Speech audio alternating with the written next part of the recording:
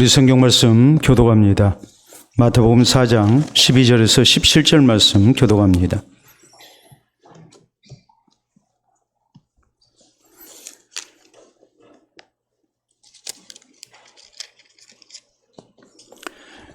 교독합니다. 예수께서 요한이 잡혔음을 들으시고 갈릴리로 물러가셨다가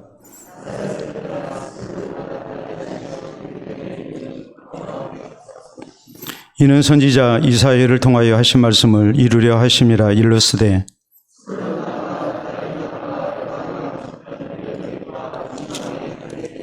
흑암에 앉은 백성이 큰 빛을 보았고 사망의 땅과 그늘에 앉은 자들에게 빛이 빛이었도다 하였느니라.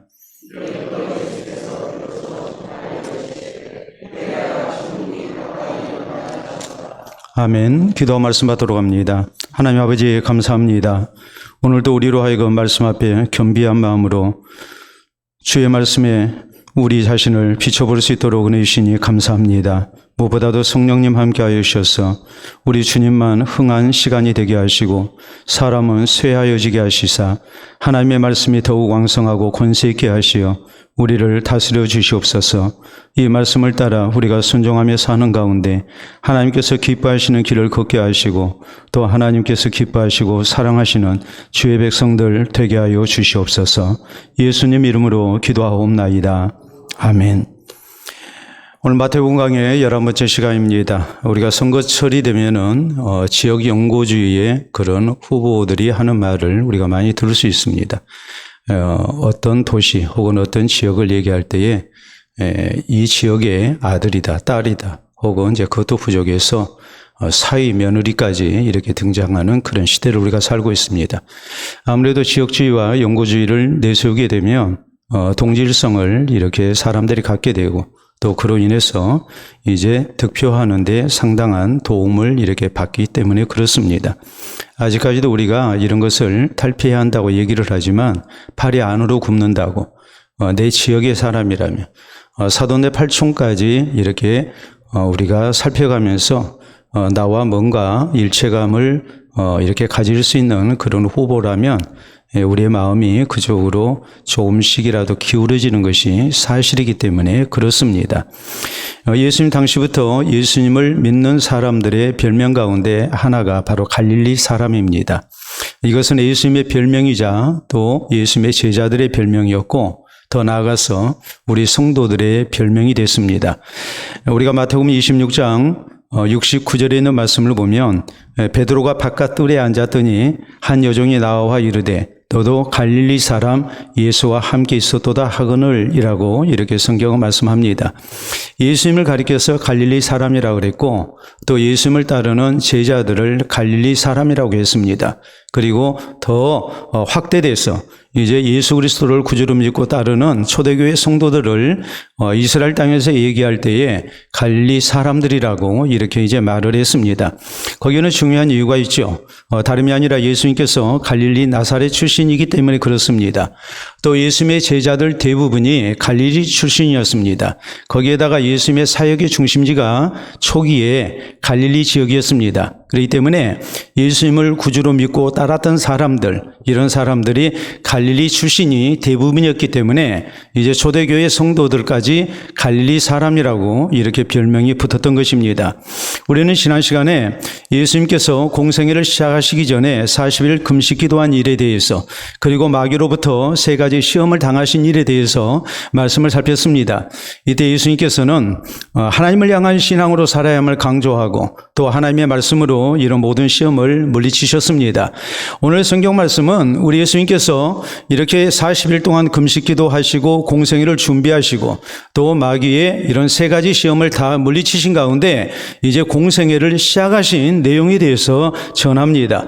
오늘 보면 12절은 먼저 이렇게 말씀이 시작됩니다. 예수께서 요한이 잡혔음을 들으시고 갈릴리로 물러가셨다가라고 이렇게 말씀을 합니다. 자, 요한이 잡혔다는 이 내용은 무엇을 말하느냐 했을 때에 우리가 성경에 보면 당시 헤로드 왕이 그의 동생 빌립의 아내 헤로디아를 이렇게 취했습니다. 이것을 아무도 말하지 못하고 있을 때에 세례요한이 이것을 책망합니다. 그리고 헤로디아가 또 헤롯이 이것을 굉장히 불쾌하게 여겼고 결국에 세례요한을 잡아다가 이렇게 투옥을 시켜버립니다. 그래서 감옥에 세례요한이 갇히게 된 겁니다. 이런 형편 속에서 예수님께서 갈릴리로 물러가셨다. 그리고 13절에 있는 말씀을 보면은 나사렛을 떠나 수불론과 납달리 지경 해변에 있는 가버나움에 가서 사시니라고 말씀을 해서 갈릴리 지역의 이제 중심 도시인 가버나움에서 예수님께서 공생애를 시작하셨음을 우리에게 증거합니다. 자, 예수 그리스도의 공생의 시작, 이것을 통해서 갈릴리 사람으로 갈릴리 지역에서 또 가버나움에서 사역을 시작하신 이 내용을 보면서 오늘 성경이 우리에게 증거하고 있는 교훈이 무엇일까요? 우리가 살펴야 할 중요한 내용이 무엇일까요? 우리는 첫째로 예수님께서 갈릴리로 물러가신 일에 대해서 말씀을 생각해야 합니다.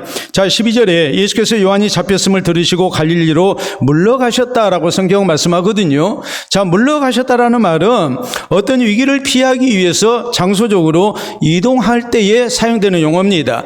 또 한적한 곳에서 오래도록 은둔 생활을 하게 될 때에 이것을 성경은 물러갔다라고 이렇게 말씀을 하고 있습니다. 그렇기 때문에 우리가 잘못 생각하면 예수님이 비겁한 행동을 했다는 그런 생각을 할 수가 있습니다.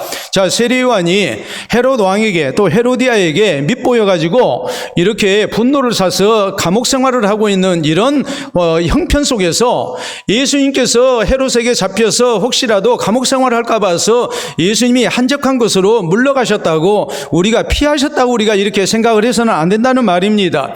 우리 예수님께서 혹시라도 세례요한처럼 잡혀서 감옥 생활을 하고 또 죽음을 맞이할까 봐서 우리 주님께서 겁에 질려서 미리 피하셨다, 이런 의미가 결코 아니란 말이에요. 우리 예수님께서 이렇게 갈릴리로 물러나신 이유, 그것은 다름이 아니라 죽음이 두려워서가 결코 아닙니다. 우리 예수님은 이 땅 가운데서 천년만년 살기 위해서 오신 분이 아닙니다. 우리 예수님은 우리의 죄 때문에 십자가에 달려 죽기 위해서 이 땅 가운데 오신 분입니다. 죽기 위해서 오신 분인데 예수님이 죽음이 두려워서 이렇게 헤롯의 칼날을 피해서 감옥 생활을 두려워해서 예수님이 갈릴리 한적한 곳으로 피신했다고, 혹은 가버나움으로 피신했다고 우리가 생각을 해서는 안 된단 말이에요. 예수님은 죽기 위해서 이 땅 가운데 오셨지만 아무 때나 죽으시면 안 됩니다. 하나님 나라의 사역을 이루신 후에 하나님의 때에 십자가를 지고 죽으셔야 할 뿐입니다. 그래서 하나님의 뜻을 따라서 구원 사역을 이루시는 아주 중요한 사명을 가지고 이 땅 가운데 오신 분이기 때문에 소위 말하는 개죽음을 당해서는 안 됩니다. 예수님은 철저하게 하나님의 뜻을 따라서 십자가를 지고 우리의 죄를 대속하시고 그리고 십자가에서 죽으셔야 하는 그런 사명 가운데 이 땅 가운데 오신 분입니다. 그렇기 때문에 예수님이 하셔야 할 일이 무엇입니까? 무작정 십자가에서 죽으시는 일이 아니죠. 제자들을 양육하시고 또 자신이 하나님께서 보내신 그리스도이신 증거를 나타내시고 또 하나님의 나라를 충분히 반포하신 후에 그리고 난 다음에 하나님의 때에 예수님은 십자가의 죽음을 당하셔야 했습니다. 그렇기 때문에 우리 예수님께서는 하나님의 때를 기다리시고자 이렇게 한적한 것으로 물러가셨던 것입니다. 자, 이런 대목을 보면서 우리는 예수님이 철저히 하나님의 뜻을 따라서 하나님을 기다리셨다는 사실, 하나님의 때를 기다리고 계셨다는 사실에 우리가 주목을 해야 합니다. 여러분, 우리 성도의 신앙생활은 하나님께서 철저히 주장하십니다. 그렇기 때문에 우리는 하나님의 주권하에서 살아야지 내 주권하에서 하나님을 우리가 심부름꾼으로 부릴 생각을 해서는 안 됩니다. 잠언 16장 9절은 말씀합니다. 사람의 마음으로 자기 길을 계획한다 할지라도 그 걸음을 인도하신 이는 여호와 하나님이라고, 하나님이신 것을 우리에게 분명히 강조합니다. 내가 아무리 계획을 세우고 내가 아무리 수고를 하고 노력을 한다 할지라도 우리 모든 삶의 주인은 하나님이신 것을 우리가 잊지를 말아야 되고, 하나님의 때에 하나님께서 이루신다는 이 하나님의 절대 주권을 인정하는 신앙 고백 속에서 우리가 하나님을 향한 신앙으로 하나님의 때를 기다리며 사는 성도가 돼야 된다는 말이에요. 여러분, 하나님께서 다윗을 사울왕을 대신한 이스라엘의 왕으로 기름을 부어 세우셨습니다. 그때가 다윗이 소년 시절입니다. 적어도 한 16세, 17세 된 그런 청년의 때라고 우리가 생각할 수 있습니다. 자, 그런데 현실은 다윗에게 너무나 가혹했습니다. 사울왕이 다윗을 정치적인 라이벌로 또 정적으로 이렇게 간주하고 다윗을 죽이려고 합니다. 3천 군사를 뽑아서 다윗의 뒤를 추격하게 합니다. 얼마나 힘듭니까? 혼자 도망가는 것도 아니고 다윗과 함께했던 400명의 무리들 혹은 어떤 때는 600명 또 그 식솔까지 생각한다면 다윗의 입장에서 참 곤란하죠.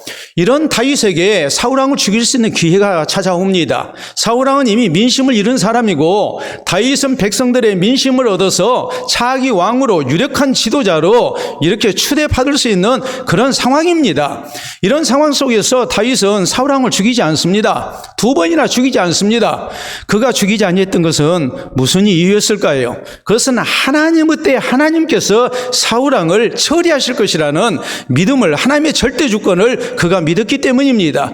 다윗은 부하에게 말합니다. 사울왕을 죽이기를 원했던 아비새 장군 신복에게 다윗이 했던 말은 여호와께서 죽이시거나 혹은 전장에서 망하게 하실 것이다. 하나님 앞에 온전히 맡깁니다. 하나님의 때를 기다렸지 자기의 때를 고집하고 자기 임의로 사울왕을 죽이고 왕이 되고자 하지 않았습니다. 철저하게 하나님의 때를 기다리고 하나님의 시간표를 그는 기다리고 있었던 겁니다. 여러분, 우리가 낮에 말씀을 살폈던 느헤미야의 경우를 생각해 보십시오. 자기 동생을 통해서 예루살렘 성이 불타고 그리고 성읍이 다 무너지고 이제 회파되고 그리고 사람이 살지 아니한 가운데 들짐승이 활개치는 그런 황폐한 성읍이 됐다는 말을 듣고 느헤미야는 웁니다. 여러 날 울었습니다. 하나님 앞에 금식하고 기도합니다. 느헤미야가 이렇게 하나님 앞에 애타게 기도한 가운데 하나님의 때를 기다리는 거예요. 느헤미야가 얼마를 기다렸습니까? 우리가 성경을 보면 느헤미야는 무려 4개월을 기다렸습니다. 얼마든지 왕을 설득할 수 있습니다. 자기의 실력을 가지고 왕에게 간청해서 자기가 원하는 대로 이렇게 예루살렘의 유다 총독으로 부임할 수도 있습니다. 그러나 느헤미야는 그런 방법을 사용하지 않았습니다. 하나님께 기도하고 하나님의 때를 기다리는 겁니다. 하나님께 기도하고 무려 4개월을 기다렸습니다. 4개월을 기다렸을 때에 하나님의 때에 하나님께서 주신 기회가 그에게 찾아온 것입니다. 그 기회를 붙들었을 때도 이 기회가 하나님의 때이기를 원하면서 묵도하고 그리고 하나님의 은혜를 구합니다. 그럴 때에 비로소 느헤미야의 시간이 찾아왔던 겁니다. 내 시간표를 고집하는 게 아니라 하나님의 시간표에 의해서 나를 철저히 복종시키는 그 순종 속에서 하나님의 시간표가 느헤미야에게 주어진 것이고 그 시간표가 느헤미야의 뜻을 이루는, 소원을 이루는 시간표가 됐던 것을 성경은 우리에게 말씀합니다. 그렇기 때문에 우리는 내 시간표를 내세우지 말고 하나님의 시간표를 내세워야 합니다. 하나님께서 하나님의 때 아름답게 이루실 것을 우리가 확신을 해야 한다는 말입니다. 그리고 믿음으로 기다리는 성도가 되어야 됩니다. 자, 여러분 책 한 권 보도록 합니다. 여러분 책을 보시게 되면 내 목소리를 들으라 해서 오스 힐먼 목사님이 쓰신 책입니다. 내 목소리를 들으라. 그래서 매일 듣는 하나님, 아버지 하나님의 격려라고 이렇게 나와 있는데 이 책에서 이런 내용이 나옵니다. 이 대목이 참 마음에 와 닿습니다. 한번 보도록 하겠습니다. 다음 보시게 되면 기다림이 너희 가장 고된 시련이라는 사실을 나도 알아. 그러나 확실히 말하는데 나는 내 인생을 위한 완벽한 시간표를 안단다라고 하나님께서 말씀하십니다. 하나님께서 하나님의 백성된 우리를 향해서 하시는 말씀은 내 목소리를 들으라는 거예요. 하나님의 음성을 들으라는 거예요. 이 하나님이 말씀하십니다. 우리가 신앙생활하면서 오늘 여러 가지 어려운 형편 속에서 하나님의 은혜를 구합니다. 하나님 앞에 기도합니다. 절대 주권을 가지신 하나님께서 나를 선한 길로 인도해 주시기를 기도합니다. 또 어려운 환경이 바뀌기를 우리가 원해서 기도합니다. 사람의 마음이 변하기를 위해서 우리가 기도합니다. 그러나 우리가 명심해야 할 일은 내가 원하는 시간표에 하나님이 움직여주지 아니하시면 우리가 참 괴롭죠. 하나님을 향해 기대도 없고 소원도 없고 계획도 없다면 우리가 기대를 하지 않는 가운데 우리의 시간표가 있을 수가 없습니다. 그런데 내 시간표가 있어요. 하나님께 기대하기 때문에 내 시간표대로 하나님이 응답해 주시기를 우리는 원해요. 그런데 하나님이 응답을 하시지 않습니다. 하나님은 이때 우리가 얼마나 힘들어하는지를 다 아십니다. 그런데 하나님은 우리에게 약속하십니다. 하나님의 시간표가 있다고 말씀하십니다. 가장 완벽한 시간표, 조금도 차질이 없는 가장 좋은 때 하나님께서 역사하시는 하나님의 시간표에 의해서 우리의 삶을 주장하고 계시는 하나님이신 것을 우리에게 말씀하시면서 내 목소리를 좀 들어보라고, 네 목소리만 크게 내지 말고 하나님의 목소리를 듣고 하나님을 기다리라고 우리에게 말씀을 하고 계시는 겁니다. 여러분, 이사야서 30장 18절은 우리에게 이런 말씀합니다. 여호와께서 기다리시나니 이는 너희에게 은혜를 베풀려 하시며 일어나시리니 이는 너희에게 긍휼을 베풀려 하심이라. 대저 여호와는 정의의 하나님이라 그를 기다리는 자마다 복이 있도다라고 우리에게 말씀하십니다. 신실하신 하나님을 믿고 참으로 좋으신 하나님을 믿고 우리가 하나님의 때를 기다리는 사람이 되어야 된다고. 하나님은 절대로 우리를 실망시키는 하나님이 아니라고. 이 하나님을 신뢰하면서 우리가 묵묵히 하나님을 기다릴 줄 아는 하나님의 백성이 진정으로 복이 있는 사람이라고 우리에게 강조합니다. 우리 예수님께서 공생애를 막 시작하시는데 사탄이 태클을 걸었습니다. 그 고비를 넘기고 나니까 이번에는 헤롯이 태클을 거는 겁니다. 공생애를 시작하시면서 이제 예수님께서 브레이크가 걸린 겁니다. 이때 예수님께서 무리하게 자신의 시간표대로 움직이지 않았다는 사실을 우리는 명심해야 합니다. 예수님이 사적인 어떤 욕심과 목표를 이루기 위해서 우리 예수님께서 마음대로 하신 것이 아니라 하나님의 뜻을 따라서 이 땅 가운데 오셨기 때문에 이 하나님의 뜻을 성취하기 위해서 철저하게 하나님의 뜻에, 하나님의 시간표에 복종하셨음을 우리는 잊지 말아야 합니다. 하물며 우리가 내 사적인 계획 때문에 우리가 하나님을 기다리지 못하고 불신앙적인 길을 선택한다면 이것이 얼마나 잘못된 모습이겠습니까? 우리 예수님께서 하나님의 영광을 위해서, 우리의 구원사역을 위해서 공생애를 시작하시면서 이렇게 뜻대로 되지 않냐는 그런 상황 속에서도 아무 불평 없이 이렇게 갈릴리로 물러나신 일, 이것을 우리가 생각하면서 철저하게 하나님의 절대 주권을 인정하고 또 하나님의 시간표에 의해서 우리가 하나님을 기다릴 줄 아는 그런 성도 되어야 되고, 그래서 하나님께서 하나님의 때에 하나님의 가장 선한 방법으로 가장 최선의 결과를 우리에게 허락하시는 아름다운 응답 속에 사는 우리 모두가 될 수 있기를 바랍니다. 다음으로 우리가 살펴야 할 내용은 예수님께서 갈릴리에서 사역하셨다는 것이 무엇을 의미하는가라는 거예요. 자, 이스라엘의 지도를 우리가 먼저 보도록 하겠습니다. 여러분, 이스라엘 지도를 보면 지금 남쪽에 유대가 있습니다. 왼쪽 끝에 유대가 보이나요? 유대가 있고 그 다음에 이제 중앙에 사마리아가 있습니다. 다른 지역은 몰라도 적어도 제가 여러분에게 말씀하는 이 세 가지는 기억을 해야 해요. 제일 아래 어디가 있다고요? 유대, 가운데 사마리아, 그리고 그 위에 뭐가 있습니까? 갈릴리가 있습니다. 이것은 절대 우리가 잊어서는 안 됩니다. 자, 갈릴리 바로 벗어나게 되면 페니케아죠. 그리고 이제 뭐 드라고니시랄지 또 데가볼리랄지 이런 이제 등등의 그런 이방 민족들과 경계를 하고 있다는 것을 우리가 이제 알 수가 있죠. 갈릴리는 가나안 땅에, 이스라엘 땅을 놓고 볼 때의 가장 북쪽 지역입니다. 그렇기 때문에 히브리어의 뜻이 뭐냐면 갈릴리라는 뜻은 주변 혹은 변두리라는 뜻입니다. 이제 확실히 알아야 해요. 갈릴리가 무슨 뜻이라고요? 주변 혹은 변두리, 그러니까 외곽 지역이라는 말이에요.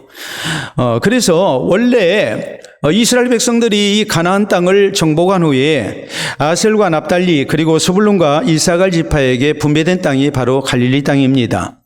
근데 우리가 열왕기상 9장 11절에 보면은 솔로몬 왕이 성전을 짓고 또 자기의 왕궁을 지으면서 두로왕 히람에게 성전 건축 자재를 공급을 받았습니다. 바로 레바논의 백양목을 이렇게 공급을 받았죠. 그래서 그 대가로 갈릴리의 성읍 20개를 이렇게 두로왕에게 줬습니다. 두로는 오늘날의 레바논이거든요. 자, 그런데 이후로 이 갈릴리 지역은 아수르 제국에 의해서 혹은 애굽에 의해서 또 수리아에 의해서 차례대로 정복이 됐습니다. 자, 이런 어떤 지역이 이방 민족에 의해서 지배가 됐다면 일어나는 현상이 이제 분명한 것이 있죠. 그게 뭐겠습니까? 많은 백성이 포로로 끌려가죠. 그 나라가 망하면 또 포로된 가운데서 돌아오게 될 거예요. 포로로 끌려갔다는 것은 민족의 정체성을 유지하는데 또 혈통을 유지하는데 상당한 어려움을 겪는다는 것을 의미합니다. 백성만 포로로 끌려가고 그 땅을 무주공산으로 남겨두지 않습니다. 여러 민족들을 이주시켜서 또 그 땅에서 살게 합니다. 그래서 민족의 정체성을 이제 상실하게 만드는 겁니다. 일제강점기 때에 일본 사람들이 일본과 조선은 하나다 해서 내선 일체를 주장했습니다. 내는 일본을 얘기하고 선은 조선이거든요. 내선 일체를 이렇게 주장을 해서 일본과 우리는 하나다 해서 민족의 정체성을 이렇게 잃게 만드는 거예요. 예, 그러다 보니까 오늘날까지 이렇게 일본 강점기 때에 그런 잘못된 사상을 가지고 있는 사람들이 굉장히 많죠. 식민지 근대화론을 주장하고 일본이 우리나라를 이렇게 식민 지배를 했기 때문에 우리나라에 이렇게 철도가 놓였고 또 공장이 세워지고 우리나라가 근대화됐다는 이런 어처구니 없는 그런 주장을 하는 사람들이 있습니다. 그래서 오늘날까지 친일 세력이 이렇게 청산되지 못하고 우리 민족이 참 어려움을 많이 겪고 있죠. 국론이 하나로 통일되지 아니한 이런 이제 안타까움이 오늘 우리에게 있단 말이에요. 갈릴리 지역이 그랬어요. 이렇게 이방 나라에 의해서 아수리에 의해서 애굽에 의해서 수리아에 의해서 차례차례 나라가 이렇게 정복을 당합니다. 정복을 당하고 많은 백성들이 포로로 끌려갔다 돌아옵니다. 또 많은 이민족들이 들어와서 삽니다. 그래서 필연적으로 일어날 수밖에 없었던 일이 혼혈민족이 된 거였어요. 혼혈민족만 된 게 아니라 당시에는 민족신 개념이 있었기 때문에 이제 자기 민족의 신을 가지고 들어오는 겁니다. 그래서 혼합종교화되어버린 그런 지역이 바로 갈릴리 지역이었습니다. 그러니까 갈릴리 지역은 한마디로 얘기하자면 이방 땅과 마찬가지입니다. 우리가 지도를 놓고 볼 때도 주변 변두리 땅이잖아요. 거기에 주변에 이방인들이 많이 살잖아요. 이들과 국경을 맞대고 있잖아요. 이런 형편 속에서 여러 번 정복을 당하고 포로로 끌려가고 또 혼혈의 그런 과정을 거쳤기 때문에 갈릴리 백성들은 순수한 유대인들이라고 말하기가 참 곤란한 그런 지경이 되고 만 거예요. 자, 그래서 우리가 여기 14절 이하에 있는 말씀을 보면 이는 선지자 이사야를 통하여 하신 말씀을 이루리라 하심이라. 일러스되 스불론 땅과 납달리 땅과 요단강 저편 해변길과 이방의 갈릴리여 라고 이렇게 말씀을 합니다. 흑암에 앉은 백성이 큰 빛을 보았고 사망의 땅과 그늘에 앉은 자들에게 빛이 비추었도다 하였느니라 라고 말씀을 하죠. 이 말씀은 이사야서 9장 1절로 2절에 나와 있는 예언의 말씀입니다. 자, 이스라엘의 18대 왕인 베가 왕이 나라를 이렇게 잘못 다스리고 그래서 이제 아수리에 침략을 당하게 됩니다. 그때가 주전 732년이었습니다. 그래서 아수리에 의해서 갈릴리 지방이 아수르 땅으로 병합이 되고 말았습니다. 많은 주민들이 포로로 끌려갔습니다. 그러다가 이제 다시 자유를 얻었습니다. 그런데 이때의 형편을 놓고 뭐라고 말씀하냐면 흑암에 앉은 백성이 큰 빛을 보았고 사망의 땅과 그늘에 앉은 자들에게 빛이 비치었도다라고 이렇게 말씀을 하거든요. 다시 말하자면 이방에 의해서 포로가 됐던 이스라엘 백성들, 갈릴리 지방의 백성들이 이제 해방이 돼서 고국으로 돌아왔다 이 말이에요. 지금 이 대목을 말씀하는 거거든요. 근데 예수님의 공생애의 시작을 알리면서 이 사역을 알리면서 왜 이사야서 9장 1절로 2절에 있는 말씀이 성취된 것이라고 이렇게 성경은 말씀을 하고 있을까요? 그것은 다름이 아닙니다. 메시아 대신 예수 그리스도가 오셔서 흑암에 사는 백성들에게 이제는 생명의 빛을 비추시게 됐기 때문입니다. 그렇기 때문에 흑암에 앉은 백성들에게 이제 빛이 비추었다. 참빛 대신 예수 그리스도를 통해서 우리가 어둠의 권세에서 벗어나서 구원 얻은 하나님의 백성이 됐다는 그런 의미예요. 흑암과 사망의 권세 아래 있던 우리 인생에게 우리 예수님께서 구주가 되시고 소망이 되신다라는 것을 지금 밝히고 있는 겁니다. 또 한편으로 이 말씀은 흑암에 앉은 백성들이라는 이 말을 통해서 버림받은 백성들, 이들을 우리 주님께서 사랑하시고 긍휼히 여기시는 가운데 하나님의 구원으로 인도하신다는 그런 뜻입니다. 자, 여러분, 갈릴리는 천대받는 지역이었습니다. 그래서 우리가 요한복음 7장 41절 혹은 52절에 있는 말씀을 보면 당시 유대 지도자들이 했던 말이 있습니다. 갈릴리에서 무슨 선한 것이 나올 수 있겠느냐. 갈릴리에서 절대 선지자가 나지 아니한다 하면서 당시 바리새인들, 대제사장들 이런 사람들이 예수님을 철저히 무시했거든요. 그런데 예수님께서 갈릴리에서 이제 하나님의 뜻을 성취하는 사역을 시작을 하고 계시는 거예요. 특히 흑암에 앉은 자들이라고 나왔는데 원문의 의미는 이것이 무슨 뜻이냐면 앉은 자라는 말이 자신 혼자의 힘으로는 절대로 일어날 수 없는 완전히 주저앉은 자들을 얘기합니다. 그러니까 갈릴리 지역이 이스라엘의 영토를 놓고 볼 때에 아주 버림받은 땅, 그리고 아주 비천한 백성들이 사는 지역, 많은 사람들에게 멸시와 천대를 당하는 그런 지역이었고, 이방의 갈릴리라는 말을 들었다는 것은 결국 이스라엘 백성으로 간주하지 아니했다는 것을 의미하거든요. 근데 예수님께서 갈릴리로 물러가셔서 거기에서 흑암에 앉은 백성들에게 빛을 비추신 겁니다. 흑암과 사망 속에 있는 우리 인생에게 하나님이 구원의 빛을 비추신 겁니다.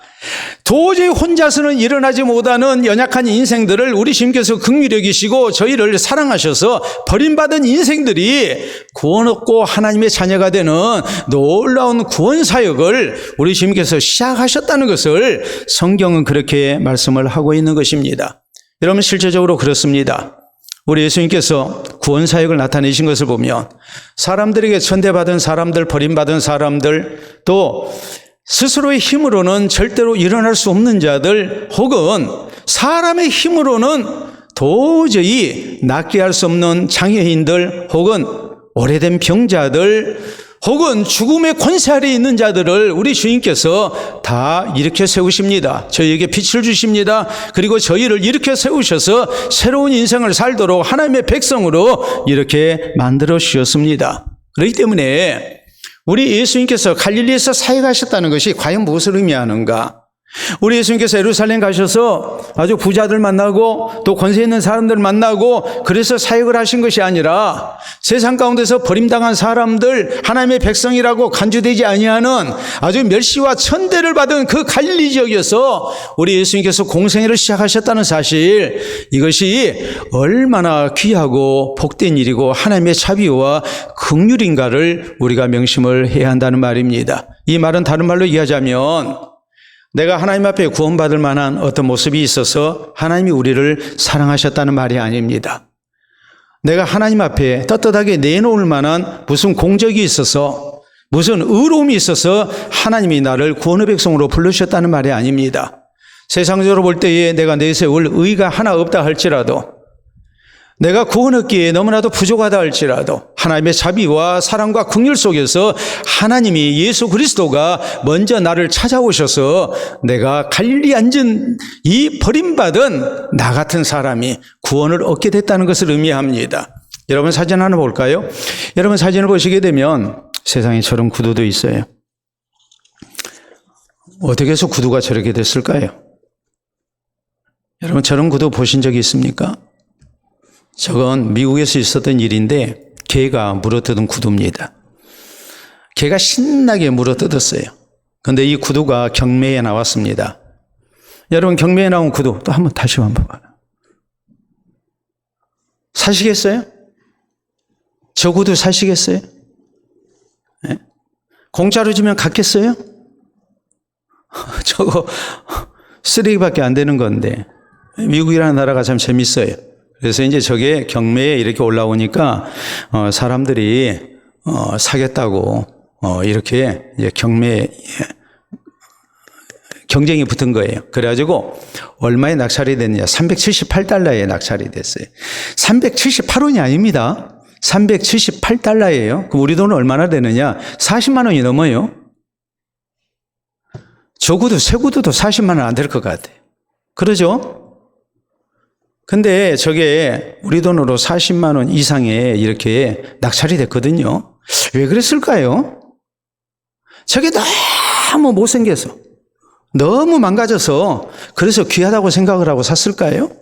아마도 이 소성 때문에 재미있는 물건이다 생각하고, 야, 이런 게 경매에 올라오다니. 그러니까 할 일 없는 사람들, 돈 쓸데없는 사람들이 샀다고도 할 수 있죠. 예? 그 구두에 히스토리가 있기 때문에, 예? 재미있는 스토리가 있기 때문에 그래서 이제 산 거 아니겠습니까? 근데 우리가 저런 것을 보면 세상에 구두라는 것은 새 구두, 그리고 또 발 신기에 편한 구두, 이런 것만 사랑을 받는 줄 알았는데 새 구두보다도 훨씬 비싸게 팔린 구두가 있단 말이에요. 예? 세상에 되어지는 이치라는 것을 우리가 어떤 때는 이해가 안 되는 부분도 참 많아요. 그런데 세상에서 가장 이해가 안 되는 부분이 뭐겠습니까? 그건 하나님이 나를 사랑해 주신 거예요. 예수님이 갈릴리에서 사역하신 거예요. 온 이스라엘이 버렸던 그 땅에 있는 백성들, 이들을 위해서 예수 그리스도께서 가장 먼저 거기에서 공생애를 시작하시고 거기 있는 백성들을 구원하시고 거기 있는 제자들을 부르신 것입니다. 오늘 나를 부르신 겁니다. 이것이 우리 하나님의 크신 사랑인 것을 우리가 잊어서는 안 됩니다.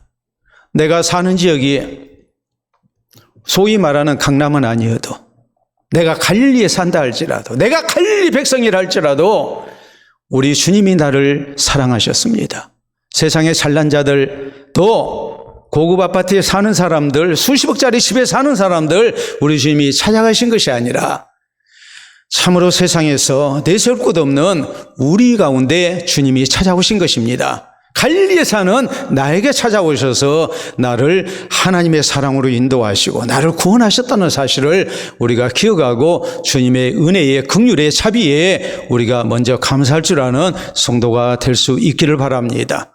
자, 다음 세 번째로 오늘 성경 말씀은 예수님께서 공생애를 시작하시면서 이제 외쳤던 메시지입니다. 그건 천국을 선포하신 일이었습니다. 자, 중요한 말씀이기 때문에 우리가 17절에 있는 말씀 큰 소리로 같이 읽도록 합니다. 이때부터 예수께서 비로소 전파에 이르시되 회개하라 천국이 가까이 왔느니라 하시더라. 아멘. 우리 예수님께서 비로소 전파하셨다. 이 전파라는 말이 헬라 말로 케리세인이라고 이렇게 기록이 됩니다. 케리세인이라는 말은 선포하다라는 말이거든요. 근데 이것은 어떤 토론의 결과를 가지고서 사람들에게 알린다는 그런 의미가 아니에요. 또 서로 간에 이제 양보하고 주고받기를 해서 합의문을 만들어 가지고 이렇게 알리는 것을 케리세인이라고 말하지 않습니다. 케리세인이라는 말은 일방적인 선포, 선언을 얘기하는 거예요. 여기서 나온 말이 우리가 꼭 기억을 해둬야 할 말이 있습니다. 헬라 말로 케리그마입니다. 케리그마는 뭘 얘기하느냐? 케리그마는 설교입니다.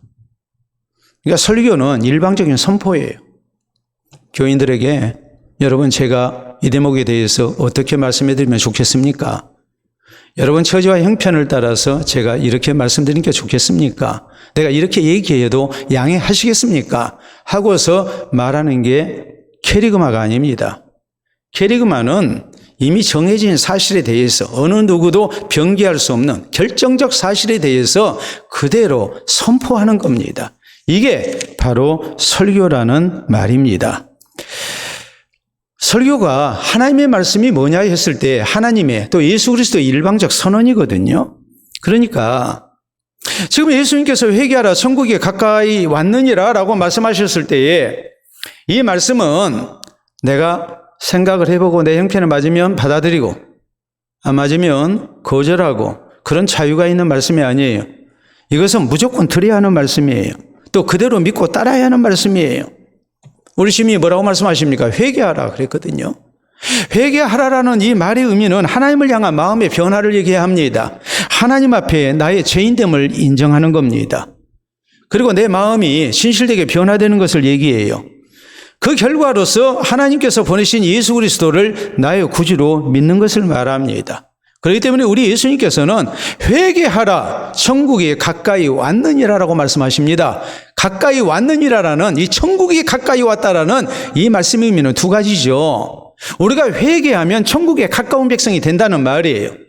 우리가 회개하게 될 때에 천국이 멀리 있는 것이 아니라 나 같은 사람이 절대로 천국에 못 갈 줄 알았는데 우리가 회개하게 될 때에 천국이 우리 가운데 가까이 오는 천국에 가까운 백성이 우리가 될 수 있다는 말이에요. 또 하나 천국이 가까이 왔느니라 이 말의 의미는 뭐겠습니까? 우리에게 빨리 서두르라는 뜻을 갖고 있어요. 회개하는 일을 미뤄서는 안 된다는 것을 의미해요. 빨리 예수 그리스도를 하나님이 보내신 구주로 믿고 하나님 앞에 죄인된 나를 시인하고 고백하고 그리고 예수 그리스도의 구원의 은총을 받아들이고 천국의 백성이 될 것을 아주 다급하게 우리에게 채촉하는 말씀이 회개하라 천국이 가까이 왔느니라 라는 말씀입니다. 그렇기 때문에 우리 성도는 오직 예수님만이 나의 구주 되심을 믿어야 합니다. 이것이 천국 들어가는 조건입니다. 예수님이 세상에 오신 가장 중요한 목적이 바로 이것입니다. 하나님의 뜻을 우리 예수님께서는 선포하십니다. 일방적으로 선포하십니다. 그래서 예수님을 구주로 믿는 가운데 천국에 합당한 백성 될 것을, 이 일을 미루지 말 것을 우리 주님께서는 다급하게 외치셨습니다. 여러분, 그렇기 때문에 우리가 하나님의 언약하신 바를 믿고 예수님을 나의 구주로 믿는 것, 이게 얼마나 중요합니까? 우리가 모세시대에 이스라엘 백성들이 하나님의 인도하심에 대해서 불평하다가 하나님이 보내신 불뱀에 의해서 많이 죽임을 당합니다. 그때야 자신들의 잘못을 깨닫고, 그리고 이제 모세를 통해서 하나님의 자비를 구했을 때 하나님께서 모세에게 말씀하십니다.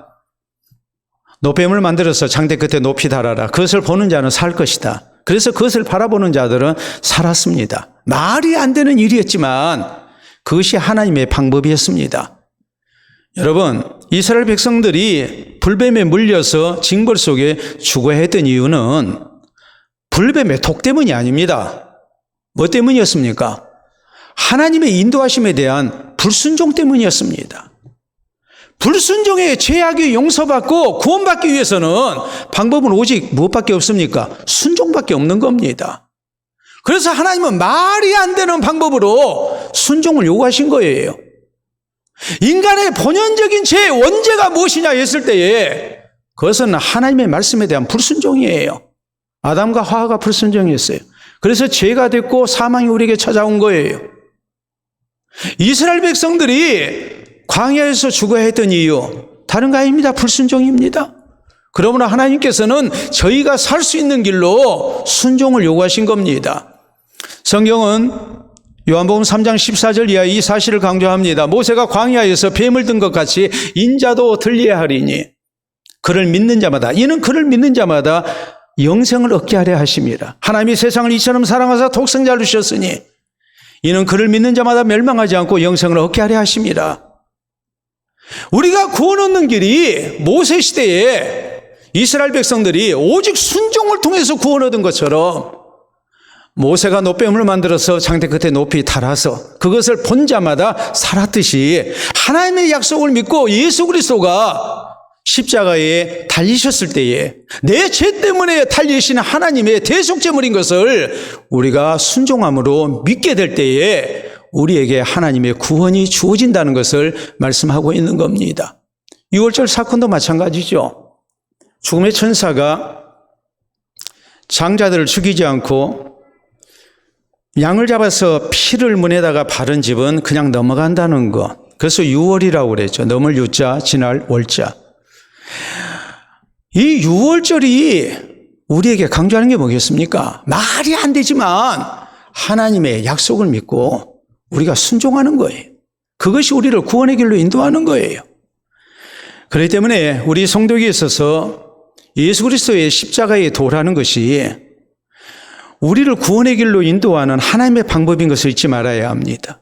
성경 고린도전서 1장 18절에 이 사실을 분명히 말씀합니다. 십자가의 도가 멸망 얻는 자들에게는 미련한 것이어도 구원 얻는 우리에게는 하나님의 지혜고 능력이라고 이렇게 강조합니다. 하나님의 사랑과 공의를 함께 만족시키는 십자가의 도를 통해서 우리가 구원을 얻게 된 겁니다. 여러분, 어떤 나라 들어가려면 제일 중요한 게 뭐겠습니까? 우리가 여권이 있어야죠. 여권이 있다고 그래서 또 비행기표 샀다고 그래서 우리가 그 나라 마음대로 들어갈 수 있는 게 아닙니다. 그 나라 들어가기 전에 최종적으로 심사하는 게 있습니다. 뭡니까?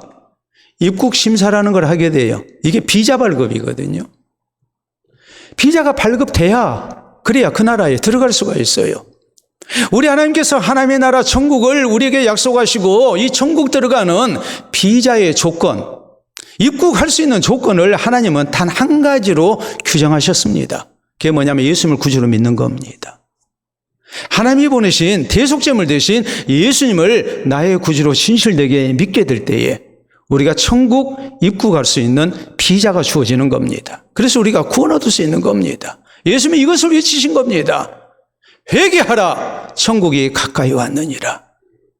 예수 그리스도만이 나의 구주이신 것을 굳게 믿고 우리가 살아계신 하나님의 언약을 신뢰하는 가운데 우리가 하나님 나라를 가는 복된 백성들이 될 수 있어야 합니다. 오늘 다시 한번 우리의 구주 되신 예수 그리스도를 향한 아름다운 신앙을 고백하고 천국에 가까이 있는 하나님 나라 천국에 넉넉히 들어가는 우리 모두가 될 수 있기를 바랍니다.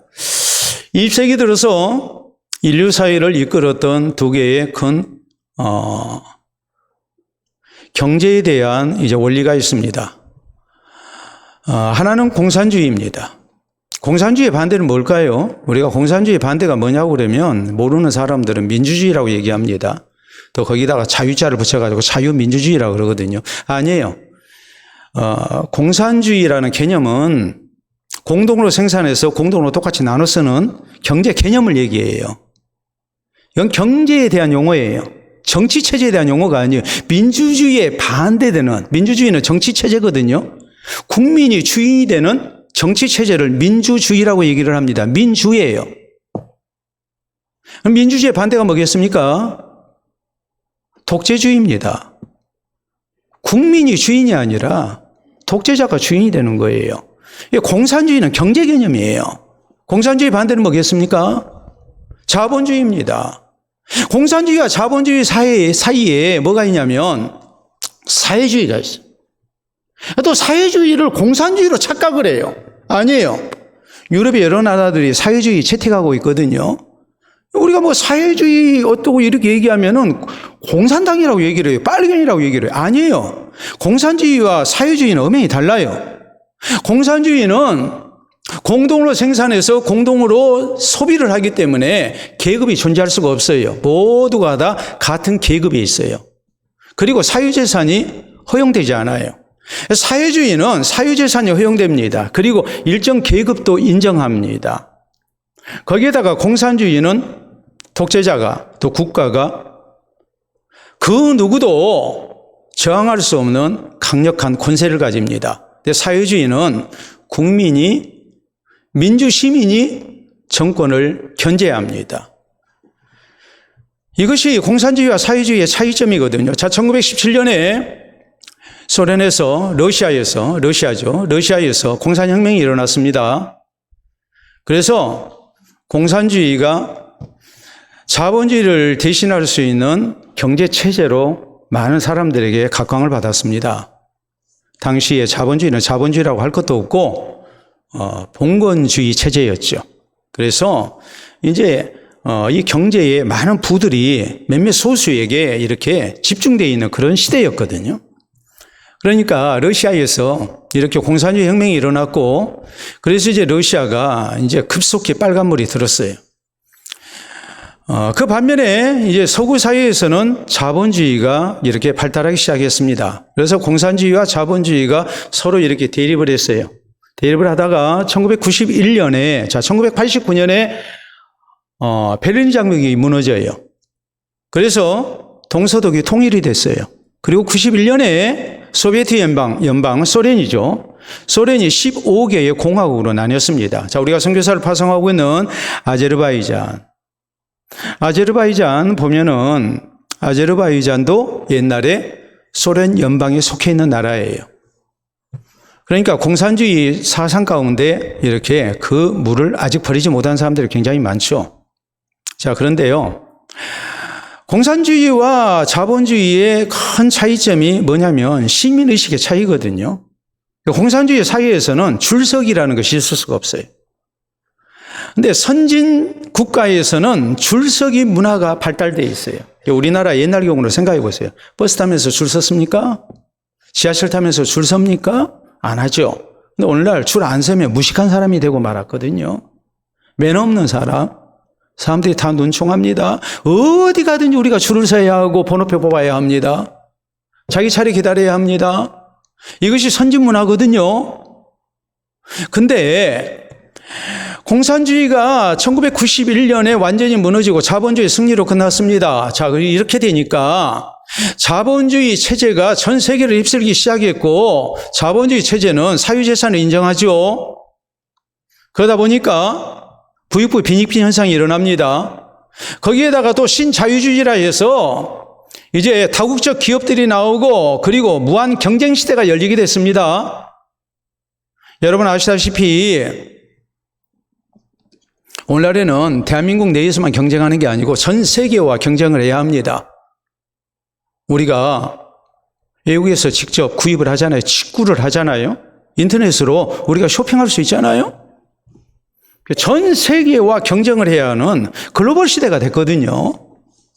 이러다 보니까 자본주의 사회에서도 한 국가에서 자본주의 체제에서는 부익부 빈익빈 현상이 일어납니다. 가난한 사람은 계속 가난해지고 부자는 계속 부자가 되는 거예요. 근데 신자유주의 시대가 도래하고 보니까 보호무역주의가 다 없어지고 전 세계가 자유무역을 하기 시작했고 이러다 보니까 가난한 나라는 계속 가난하고 부자 나라는 계속 부자가 되는 거예요. 여러분 이런 현상이 일어나게 될 때에 사람들이 무엇을 생각하겠습니까?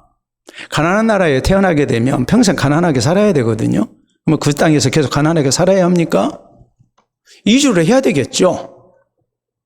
그래서 대한민국만 하더라도 옛날에는 우리가 아메리칸 드림이라 해서 미국으로 이민 많이 갔는데 이제는 코리안 드림이라 해서 동남아에 있는 사람들이 우리나라로 이렇게 이주해 옵니다. 마찬가지로 유럽에서 아프리카에서는 어떤 일이 일어나는가? 아프리카의 많은 가난한 나라 사람들이 지중해를 건너서 유럽으로 이주합니다. 근데 이게 만만치가 않아요. 예? 조그만 배에 그냥 수백 명씩 타가지고 가다가 사고를 당합니다. 그래서 지중해 난민이라고 얘기를 하죠. 지중해 난민선들. 그래서 많은 사람들이 배가 침몰해서 죽임을 당해요. 참 안타까운 일이에요. 여러분 우리가 한번 사진으로 보도록 하겠습니다. 여러분 사진을 보시게 되면 저런 배 타고 싶습니까? 저 배에 저렇게 사람이 많이 탔다면 우리는 아예 표도 끊지 않고 안 탈 거예요. 나는 안 타요. 여러분 타시겠어요? 타시겠어요? 근데 저렇게 수백 명이 타거든요. 제가 먼저 안 탄다고 했으니까 여러분은 못 탈 거예요. 근데 다음 사진 볼까요? 저런 배. 저게 지금 눈앞에 보이는 유럽 대륙으로 가는 게 아니고 몇십 킬로, 몇백 킬로를 가야 해요. 어떻게 가겠습니까? 자, 가다가 운 좋게 저런 난민선이 큰 배를 만나가지고 저렇게 구조가 되는 경우가 있습니다. 근데 구조되지 못하고 이제 말 그대로 침몰해서 죽임당하는 사람들이 1년이면 수백 명, 수천 명입니다. 자, 보겠습니다. 저렇게 엄청나게 많은 사람을 태우고 바다를 건넙니다. 그런데 그 다음에 보면 한쪽으로 기울기 시작하죠. 자, 저렇게 기울게 되면 어떻게 될까요? 다음 사진 보시게 되면 저렇게 물에 빠지게 되고 다음 사진을 보시게 되면 대부분의 사람들이 다 죽습니다. 어린아이들, 여성들, 수영하지 못한 사람들 다 죽죠. 우리가 저런 것을 보면 참 마음 아파하면서도 한편으로 왜 저럴까? 왜 저럴까? 여러분, 일반적으로 그렇게 얘기를 해요. 내가 어느 나라에서 태어났느냐가 그 사람의 행복의 50%를 결정한다고 얘기를 해요. 우리가 대한민국에서 태어났다는 것은 50% 행복의 조건을 갖췄다는 것을 의미합니다. 어느 나라에서 태어났느냐는 그렇게 중요해요. 그 다음에 어느 나라에서 사느냐가 중요한 거예요. 아프리카에서 태어났는데 그 나라 백성으로 태어나서 도저히 소망이 없습니다. 아무리 고생하고 노력해도 절대로 사람다운 삶을 살 수가 없습니다. 그러니까 목숨을 거는 겁니다. 저렇게 배를 타고 목숨을 걸고 유럽으로 이민 가는 겁니다. 가다가 이렇게 수백 명, 수천 명이 1년이면 죽습니다. 그럼에도 불구하고 저희는 유럽으로 가기를 원합니다. 왜입니까? 유럽은 저희에게 천국이에요. 아프리카 내가 태어난 것은 지옥이고 유럽은 눈앞에 있는 유럽은 저희에게 천국이에요. 그러니까 목숨을 걸고 가는 거예요. 여러분 우리가 오늘 대한민국에서 태어나서 대한민국의 백성으로 국민으로 우리가 살고 있습니다. 하나님이 우리에게 주신 큰 복입니다. 그러나 여기에 우리가 만족해서는 안 됩니다. 대한민국이 천국 아니기 때문에 그렇습니다.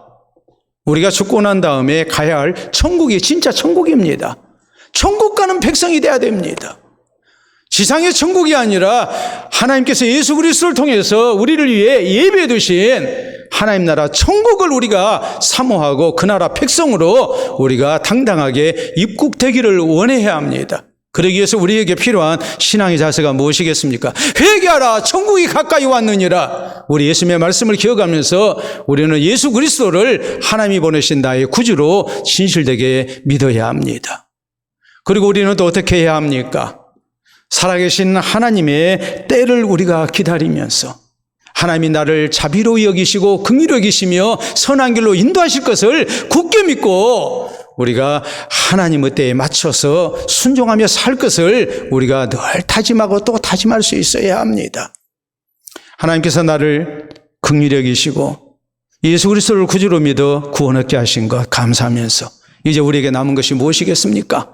내 때 고집하지 말고 하나님의 때를 우리가 기억하면서 하나님 앞에 순종하고 사는 또 하나님을 기다릴 줄 아는 성도가 되어야 됩니다. 이 믿음으로 우리의 신앙을 지키고 우리가 일평생 구원의 길에서 이탈하지 않고 하나님께서 그리스도를 통해서 우리에게 약속하신 천국에 넉넉히 들어가는 우리 모두가 될 수 있기를 우리 주님의 이름으로 축원합니다. 우리 함께 기도합니다.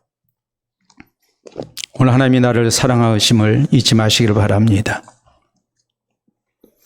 그리고 예수 그리스도를 신실되게 구주로 믿는다는 것, 이것이 얼마나 중요한가도 잊지 말고 늘 이 신앙을 우리가 고백하고 살아야 합니다. 하나님의 때에 하나님께서 모든 선한 뜻을 이루실 것입니다. 하나님 앞에 순종하며 살 것, 기다리며 살 것을 우리가 또한 다짐할 수 있어야 합니다. 기도합시다.